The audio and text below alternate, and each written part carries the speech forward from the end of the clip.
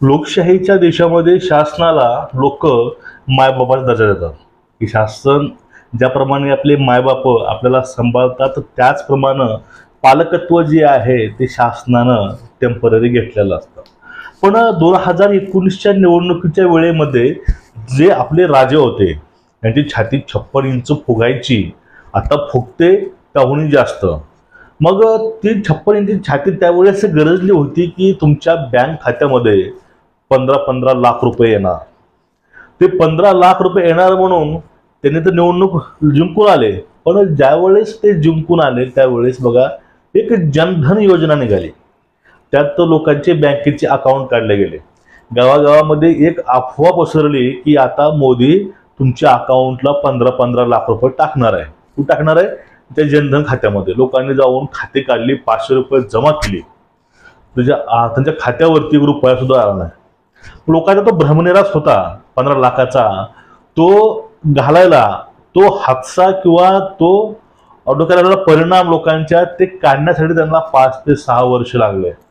ते 5 ते 6 वर्ष झाल्यानंतर परत आता नवीन एक जुमला आलाय, नवीन एक अजून घोषणा आलेली आहे, ती म्हणजे 3000 कोटी मी लोकांमध्ये वाटणार आहे. मित्रांनो, मी आपला मित्र जगताप आर्ज, तुम्ही बघत आहात आपलं आवडतं चॅनल. बघा, 2019 मध्ये 15 लाखाची घोषणा केली होती. बेरोजगारी पूर्णपणे खतम करून 2 कोटी रोजगार उपलब्ध करीन किंवा नोकऱ्या देईन. त्यानंतर शेतकऱ्याची इन्कम किंवा उत्पन्न जे आहे ते दुपटीनं वाढवेन. त्यानंतर जो काळा पैसा बाहेर आहे ते काळा पैसा भारतामध्ये घेऊन येईन. आणि ज्यावेळेस तो काळा पैसा भारतामध्ये येईल त्यावेळेस मी तुम्हाला 15-15 लाख रुपये देईन.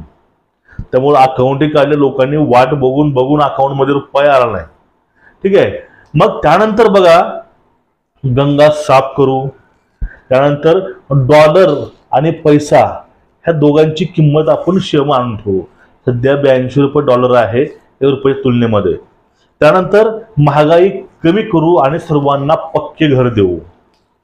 गॅस योजना असतील, ह्या प्रत्येक योजना महागाई कंट्रोलिंग असेल अशा जुमले किंवा अशी आश्वासनं ही मोदी साहेबांनी पाठीमागे दिले होते.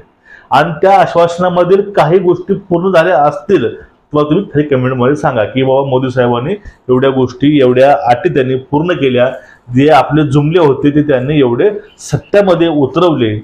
तुम्हाला असं वाटत असेल तर खाली नक्कीच कमेंट करून सांगा की मोदींनी एवढे आपले जुमले खरे केलेले आहेत. आता बघा, दुसरा मुद्दा असा येतो, आपला भारत हा कृषी प्रधान देश आहे आणि तुम्हीच बोलला होता की भारतामध्ये कृषी प्रधान असल्यामुळं शेतकऱ्याची जी इन्कम आहे ते आपण दुपटीनं करू, दुपटीनं वाढवू. पण शेतकरी तुम्हाला फक्त किमान मूल्य मागायचे. जो आम्ही तुम्हाला माल विकतो त्या मालाचा तुम्ही भाव ठरवून द्या काहीतरी. एका 5 रुपयाच्या चिप्सचा सुद्धा एक भाव असतो, कुठल्या गोष्टीचा भाव असतो, पण शेतकऱ्यांच्या मालाचा, पिकाच्या उत्पन्नाचा कुठलाही असा भाव नाही. ते भाव मागायचे. त्यावेळेस तुम्ही त्यांना खलिस्तानी घोषित केलं. ज्यांचे मुलं बॉर्डरवरती जाऊन लढाया खेळतात, त्याचे मुलं आर्मीमध्ये आहेत, त्यांच्या मायबापाला तुम्ही खलिस्तानी, देशद्रोही ह्या पदव्या दिल्या. आणि आता 2024च्या लोकसभेला आता नवीन एक जुमला असेल किंवा एक आश्वासन असेल तुम्ही आणलेलं आहे. आता लोकांना पण सवय पडलेली आहे त्या आश्वासनं झेलायची, पण कुठपर्यंत लोक झेलणार हा एक मोठा प्रश्न आहे. आता जो तुमचं आश्वासन होतं 15 लाखाचं, त्यातून लोक आता तर कुठं बाहेर पडलेली आहेत. त्या हादश्यामधून किंवा त्या गोष्टीतनं लोक आता बाहेर पडलेले आहेत. तर तुम्ही लगेच दुसरं आश्वासन आणलंय. आणि हे तर आश्वासन असं आहे की आश्वासन हे कुणालाही जर सांगितलं तर ते तुम्हाला बिनधास्त मदत करून वोट करून तुम्हाला मोकळा होऊन जाईल. एवढं जबरदस्त आश्वासन आहे. बघा, आपले प्रधानमंत्री एक पश्चिम बंगालच्या राजमाता अमृता राव यांना फोनद्वारे बोलले होते. काय बोलले बघून घ्या. सरकार बनते ही जो भी कानूनी प्रावधान करना पड़ेगा, कुछ नियम बनाने पड़ेंगे, तो मैं ये जो 3000 करोड़ रुपया है, जो गरीब लोगों का पैसा है और जिसने इस प्रकार का पैसा रिश्वत में दिया है, उन सबको मैं वापस पैसा करना चाहता हूँ. आणि त्यांनी सांगितलंय की जो पैसा आपण ईडीच्या माध्यमातून जमा केलाय, भ्रष्टाचारी लोकांपासून जो आपण पैसा जमा केलाय, तो पैसा लोकांमध्ये वाटायचा आपल्याला, आणि तो पैसा वाटण्यासाठी लिगल ॲडवाईज करून आपल्याला 300 कोटी 3,000 कोटी हे लोकांमध्ये वाटायचे.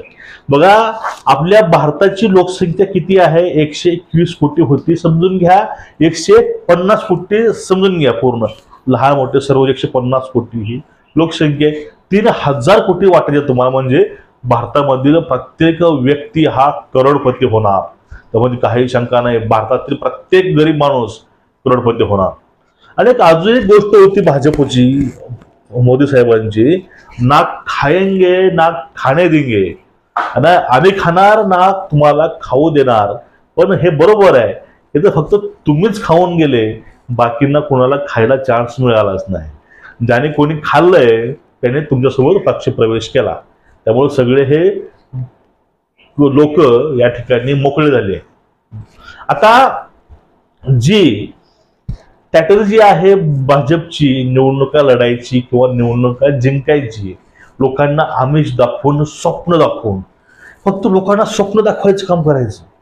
तरुणांना स्वप्न तुम्हाला नोकऱ्या लावेन, तरुणांना स्वप्न तुम्हाला बायका देईन, तरुणांना स्वप्न तुम्हाला मी आता 3,000 कोटी वाटणार आहे, 3,000 कोटी येणार आहे म्हणून आता हे पोरं कुठली भरती सुद्धा करत नाहीत.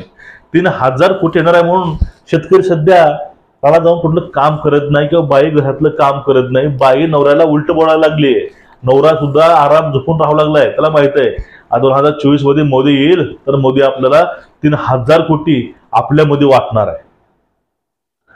बघा आता हे 3,000 कोटी येतील किंवा न येतील हे काही माहिती नाही, पण मोदी साहेब 2024 साठी जुमला मात्र एक नंबर सोडलेला आहे.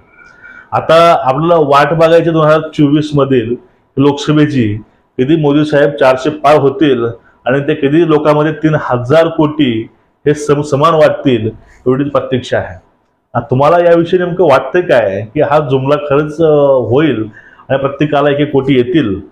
बाकीचे सोडून द्या हो, एक्स्ट्रा फक्त 1-1 कोटी पकडून धरा, येतील का?